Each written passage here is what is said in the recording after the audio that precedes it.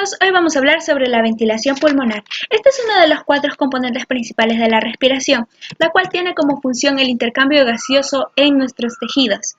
Otros de los demás componentes de la respiración van a ser la difusión del oxígeno y el dióxido de carbono entre nuestros alvéolos y la sangre, el transporte de los mismos entre la sangre a los líquidos corporales que van dirigidos hacia nuestras células y por supuesto la regulación de todas estas facetas.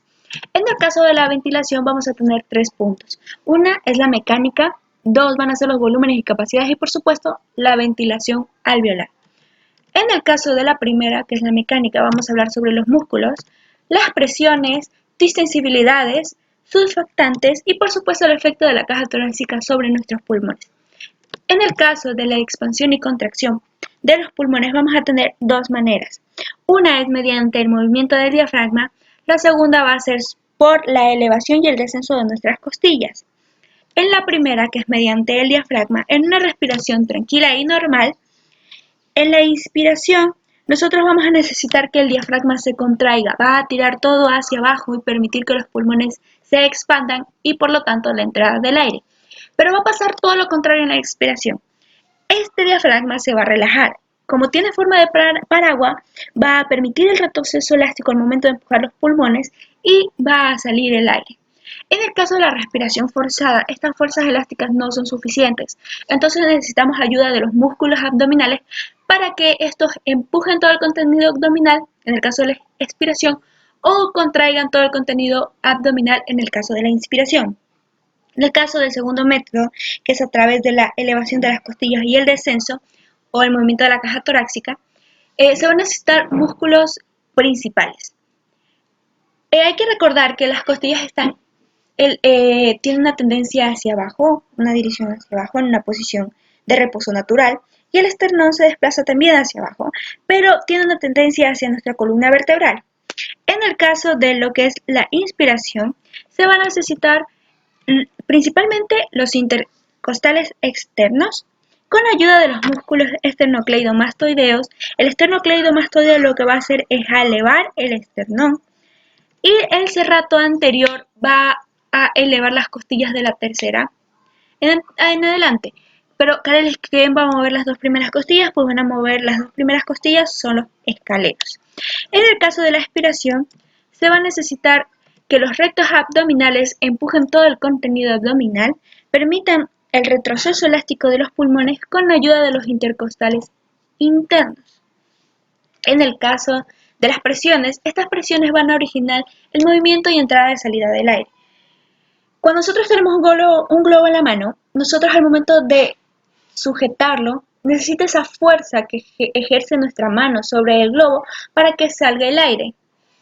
Va a pasar lo mismo con las presiones sobre nuestros pulmones, pero para que no haya un roce de los movimientos que producen estas presiones, se necesita de líquido pleural. Este es un líquido que está en la cavidad pleural, entre la pleura pulmonar y la pleura de la pared torácica. Vamos a tener 3 presiones importantes. Una de ellas es la presión pleural, que mediante el cambio de líquido pleural, este va a ejercer una ligera negatividad, más o menos de menos 5 centímetros de agua cuando los pulmones están expandidos. Y al momento de la inspiración, la caja torácica va a tirar con fuerza hacia afuera y va a crear una presión negativa de menos 7,5 centímetros de agua. En el caso de la presión alveolar, nosotros cuando tenemos la glotis abierta, no va a haber un flujo de aire, no va a haber entrada ni salida de aire, lo que significa que en todo nuestro rol respiratorio vamos a tener la misma presión que en la presión atmosférica, o sea, vamos a tener 0 centímetros de agua y al momento de que entra el aire en la inspiración, la presión de los alvéolos tiene que disminuir. Va a llegar hasta menos 1 centímetros de agua y va a pasar todo lo contrario. Cuando inspiramos, la presión alveolar tiene que aumentar, más 1 centímetro de agua. Al momento que nosotros inspiramos, va a entrar 0,5 litros de aire hacia los pulmones en 2 segundos y cuando expiramos va a entrar ese 0,5 litros en 2 a 3 segundos de la expiración. En el caso de la presión transpulmonar, esta va a ser las diferencias entre las presiones alveolares y la pleura. También se denomina una presión de retroceso ya que forma un colapso para que se retire el aire. Lo que trata de la distensibilidad de los pulmones, este se refiere al volumen de expansión de los pulmones. Este puede ser en un adulto sano, normal, de 200 milímetros por centímetro de agua.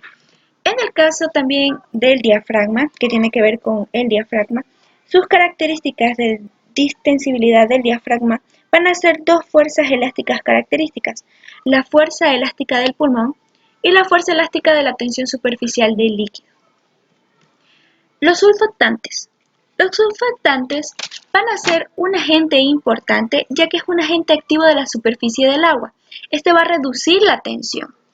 Van a ser secretados por unas células epiteliales llamadas alvéolos tipo 2 o neumocitos tipo 2. Estos son una mezcla de fosfolípidos, de proteínas y de iones de calcio. Lo que va a hacer, va a tener un principio de tensión superficial. Cuando nosotros tenemos, qué sé yo, un bol de agua, este va a tener una superficie contra el aire. Lo que va a crear es que haya una atracción y quieren tener una contracción.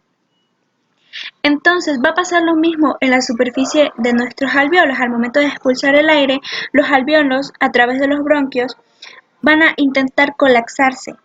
Esto se produce una fuerza contráctil elástica llamada fuerza de la tensión superficial. Y vamos a tener que el surfactante tiene este efecto de reducir la tensión. En el caso del efecto de la caja torácica, vamos a tener también una distensibilidad del tórax. Vamos a tener que este sistema pulmonar se mide cuando los pulmones se expanden en una persona relajada o paralizada totalmente. Para medir esta distensibilidad se introduce el aire en los pulmones poco a poco, mientras que se registran las presiones y volúmenes pulmonares. Para insuflar este sistema pulmonar total se necesita casi el doble de la presión para insuflar. Entonces, casi exactamente necesitamos 110 milímetros de volumen por cada centímetro. Hablando de los volúmenes, nosotros vamos a tratar lo que es la espirometría, los volúmenes y capacidades, lo que son abreviaturas y símbolos, capacidad residual y total del pulmón, y los volúmenes respiratorios por minuto equivalente a la frecuencia respiratoria por volumen de corriente. En el caso de lo que es la espirometría, este es un registro del movimiento del volumen del aire al momento de entrar y salir de nuestros pulmones. En esta imagen nosotros tenemos un espirómetro de incentivo que nos permite analizar la capacidad pulmonar de nuestro paciente después de una operación o alguna patología. El objetivo es que el paciente tenga la capacidad de alzar las tres esferas que tenemos aquí. En la siguiente imagen tenemos lo que es un espirómetro digital. Esto nos permite registrar los movimientos, ver si hay alguna patología o todo está bien. Los volúmenes pulmonares. Estos son volúmenes, vamos a tener 4 volúmenes pulmonares. Uno de ellos es el volumen corriente. Este es el volumen de aire que inspiramos en una respiración normal. Va a ser de 500 mililitros en una persona sana. Todos estos valores van a ser en un adulto hombre sano.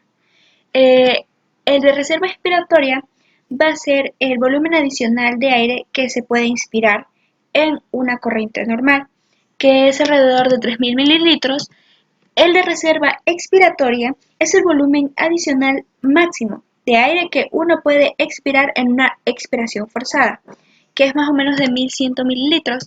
Y el volumen residual, como su nombre lo indica, es el aire que queda en nuestros pulmones después de la expiración forzada, que es más o menos de 1.200 mililitros. En las capacidades pulmonares es la descripción de un ciclo pulmonar que está combinado con nuestros volúmenes, son las combinaciones de nuestros volúmenes. En este aquí vamos a tener igual 4 capacidades, que la primera va a ser la inspiratoria, que este va a ser la suma del volumen corriente, el volumen que ingresa, de aire que ingresa a nuestros pulmones, más el volumen de reserva inspiratoria.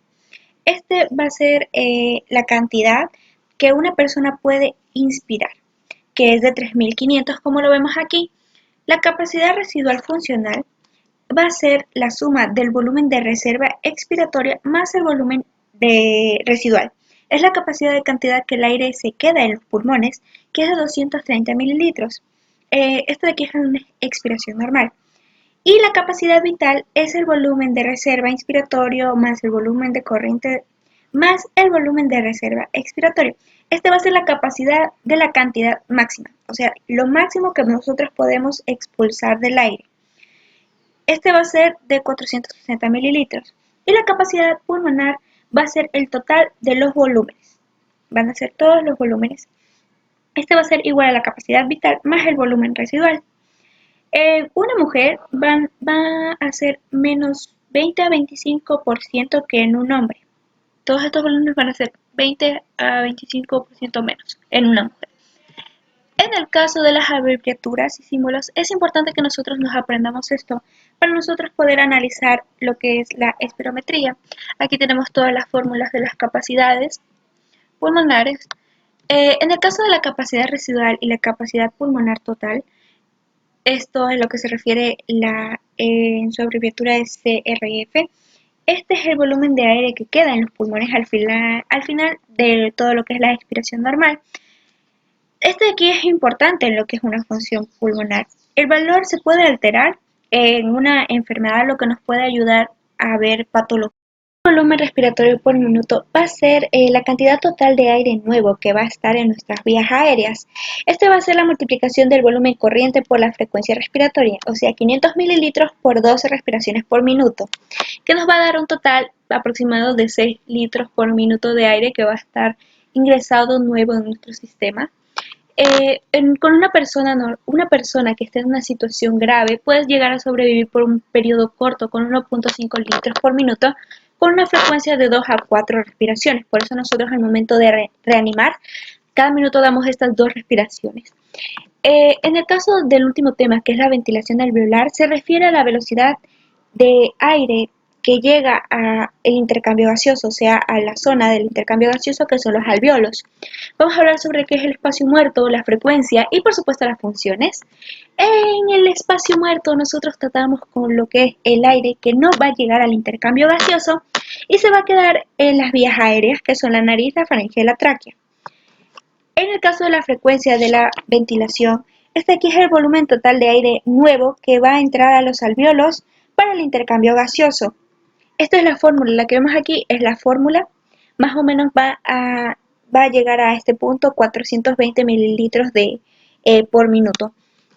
Y por supuesto las funciones de las vías aéreas tenemos bastantes, una de ellas es la vocalización, la fonación, la articulación y la resonancia, los reflejos, el estornudo, eh, el filtro de la nariz, resistencias a los flujos, vamos a tener que funciones en la pared de los bronquios, bronquiolos, controles y muchas otras cosas más. Espero que les haya gustado el video. Los vemos en un próximo.